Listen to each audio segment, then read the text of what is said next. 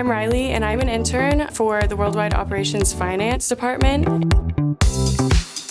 We do a lot of forecasting. I help them log books, and then I also shadow meetings just to make sure I know the day-to-day operations for the business. I'm majoring in supply chain and I'm minoring in accounting, and since I've been here, I feel like there's a lot of opportunities to explore both of those subjects. I love the community here. Everyone I've met here so far has been nothing but welcoming. I've learned not just business and finance operations, but I've also learned a lot about manufacturing and supply chain and a lot of the stuff that the engineers do. I have already told all of my friends and everyone I know that they need to try and get an internship at Applied. They invest a lot in you to make sure that you're your best to start a job here.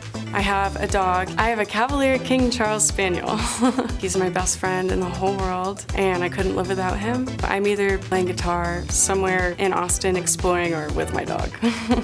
I'm Riley from Austin, and I am Applied Materials.